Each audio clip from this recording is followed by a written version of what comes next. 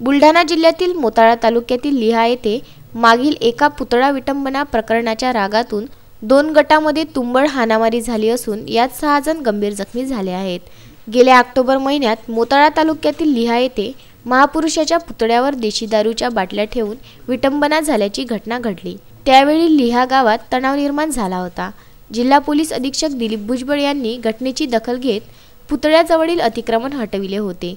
तोच राग मनात धरून काही मंडळींनी अचानक येऊन लाठ्याकाठ्यांनी जबर मारहाण केली असल्याचे बोलल्या जात असून त्यात 3 महिलेसह 6 जण गंभीर जखमी झाले आहेत।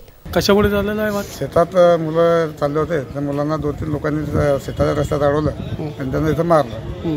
मुलं घरी आले आणि मला सांगितलं की इथे असा विषय आला। मग आम्ही मला ठीक आहे, आपण पोलीस स्टेशनला आम्ही पोलीस स्टेशनला याच्या तयारीत असताना बेकायदेशीर म्हणजे तंटामुक्ती अध्यक्ष काही तरुण 50-100 लोक आमच्या घरावर लाठीकाठी आणि लोखंडी रॉड घेऊन हमला करायसाठी आले सर। पण त्यांनी आम्हाला म्हणजे कुत्र्याला मारलं त्याप्रमाणे आम्हाला मारलं। आम्ही बाजूच्या घरात लोक कसे तरी असं म्हणून आम्ही उजवून इथपर्यंत पोहोचलो। पोलीस स्टेशनला फोन केला असता पोलिसांनी त्यांची गाडी पाठवली, 2 पोलीस आले, त्यांच्यासोबत आम्ही त्याच्या बंदोबस्तात इथपर्यंत पोहोचलो, नाही तर आम्ही जिवंत राहून असतो। आम्हाला त्यांनी रस्त्यातसुद्धा मारलं असतं सर। धामणगाव पोलीस स्टेशनला माहिती मिळताच घटनास्थळी पोलिसांनी धाव घेतली।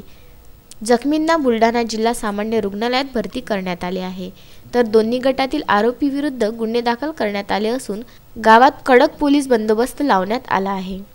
प्रशांत खंडारे, विदर्भ न्यूज, बुलढाणा।